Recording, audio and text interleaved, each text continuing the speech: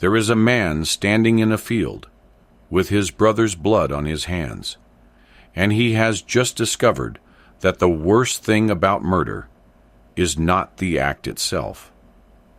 It's the moment after, when there is no one left to blame but the sky. His name is Cain, and he has spent his entire life being the firstborn, the prototype, the one who should have mattered most. But somehow, in ways he cannot name or fix, his younger brother became the one everyone looked at when they talked about blessing. This is the first murder in human history. But before it was a murder, it was something quieter. It was the unbearable weight of being invisible in a family of 4 people. The earth Cain works is not cooperative. Genesis 3 already told us. Thorns and thistles, sweat on the face, bred by the difficulty of the hand. Every harvest is a fight. He plants. He waters. He pulls weeds in the heat. And at the end of the season, he brings some of what he grew to the Lord as an offering. Genesis 4, verse 3. And in process of time it came to pass that Cain brought of the fruit of the ground an offering unto the Lord. Of the fruit, not the best, not the first fruits, just some of what he grew. Abel brings something different. Genesis 4, verse 4. And Abel, he also brought of the firstlings of his flock, and of the fat thereof. The firstlings, the fat portions. The text is specific about this. 3 descriptors for Abel's offering, 1 for Cain's, and then the moment that splits everything in 2. And the Lord had respect unto Abel, and to his offering, but unto Cain, and to his offering he had not respect. The Lord had respect to Abel. He did not have respect to Cain. Now here is what breaks you about this moment. The text does not say why. God doesn't explain. There's no rubric, no theology lecture, no clear path to fix it, just the blank wall of divine preference. And Cain, who has worked the hostile ground, who has done everything he knows to do. Cain is standing there watching his brother receive what he cannot access, and something inside him collapses. Genesis 4, verse 5. And Cain was very wroth, and his countenance fell. His countenance fell. The Hebrew is stronger than that. It says his face fell. His entire self crumpled inward. This is not just anger. This is the first human experience of inadequacy, of discovering that effort does not guarantee recognition, that there is someone in the world who is simply better at being loved. And God sees it happening right there, in that moment. Before anything has gone too far, God comes to him, not with judgment, with a question. Genesis 4, verse 6. And the Lord said unto Cain, Why art thou wroth? And why is thy countenance fallen? Why are you angry? Why has your face collapsed? It's an invitation, a chance to speak the thing that's eating him from the inside. But Cain doesn't answer. He doesn't say, I worked as hard as he did.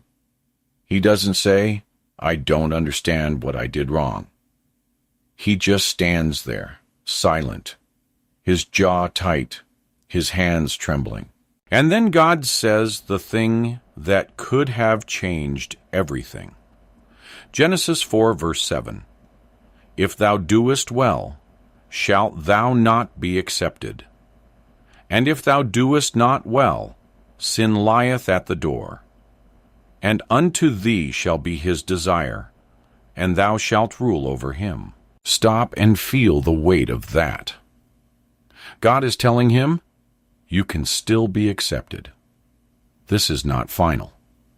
You are not locked out, but right now, at this very second, sin is crouching at the threshold like an animal. It has desire for you the way hunger has desire for prey. But you, Cain, firstborn, tiller of the ground, man whose face just fell, you have the power to master it. This is the first time in Scripture that a human being is told, you can choose differently. Adam and Eve were tempted by a serpent. Cain is being tempted by his own heart. And God is standing there, naming the danger, offering the way out, putting the responsibility and the power directly in his hands. But Cain does not take it. The text moves fast here. Genesis 4, verse 8.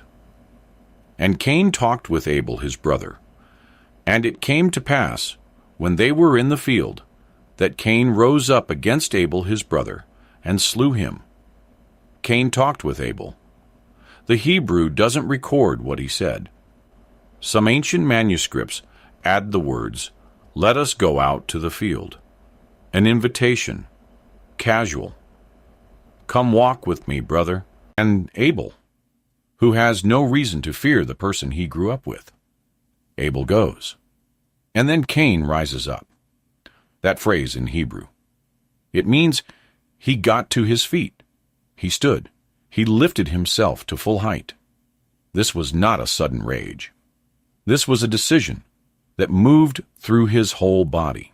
He kills him. The text doesn't say how. No weapon is named. But Abel is a shepherd. Probably strong, probably used to physical work. This was not easy. There was a struggle. There was a moment when Abel realized what was happening. When he looked at his brother's face and saw something he had never seen before. And then Abel's blood is on the ground.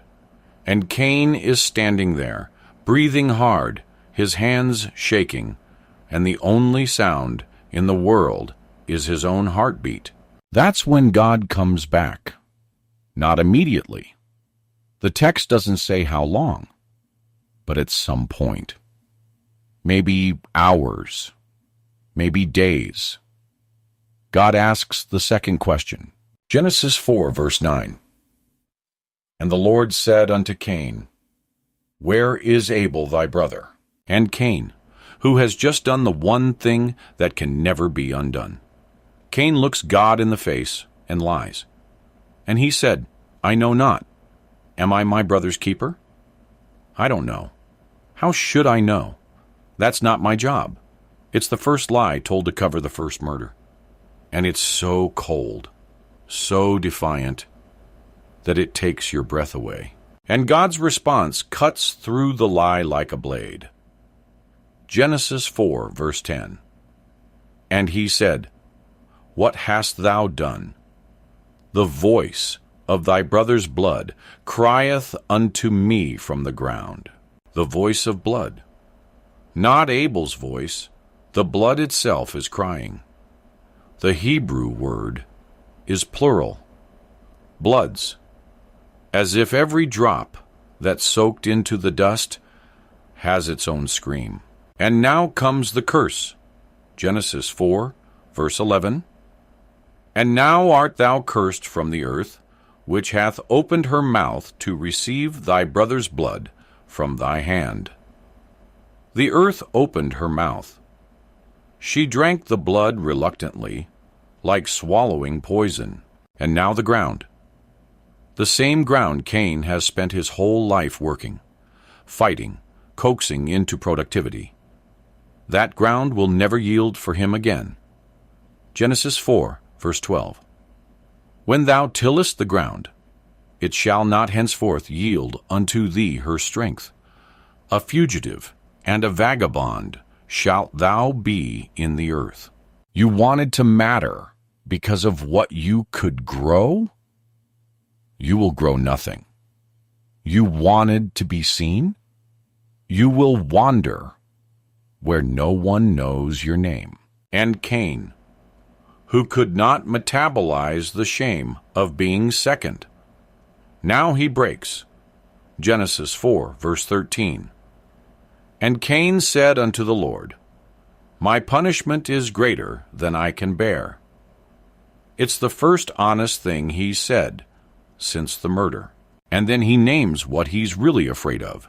Genesis 4, verse 14. Behold, thou hast driven me out this day from the face of the earth, and from thy face shall I be hid, and I shall be a fugitive and a vagabond in the earth. And it shall come to pass that every one that findeth me shall slay me. Every one will kill me, because now Cain knows what he is. A man who murders his brother is a man no one is safe around, and he will spend the rest of his life waiting for someone to do to him what he did to Abel. But here is where the story does something you don't expect. Genesis 4, verse 15. And the Lord said unto him, Therefore whosoever slayeth Cain, vengeance shall be taken on him sevenfold. And the Lord set a mark upon Cain, lest any finding him should kill him. God protects him, not because Cain deserves it, not because he repented, but because even the first murderer in human history is still a human being, and God will not allow the cycle of violence to continue unchecked. The mark is not explained. Maybe it's a sign on his forehead. Maybe it's a decree that travels with him. But it means this: Cain will live with what he's done. He will carry it. And no one is allowed to become him by killing him. Now here is where this story reaches through 4,000 years and grabs you by the throat. Maybe you know what it feels like to bring your best, or what you thought was your best, and watch someone else get chosen. Maybe it was the promotion that went to the coworker who started 6 months after you. Maybe it was the friend who got engaged while you're still opening dating apps at 2 in the morning. Maybe it was the sibling whose name your parents say with a warmth they've never used for yours. And maybe, if you're honest, there's someone you resent so deeply that you've imagined their absence. Not their death, maybe, but their failure, their loss, their public collapse. And the thought gave you a little spark of warmth before the shame set in. That's the sin crouching at your door. It wants you. It has desire for you.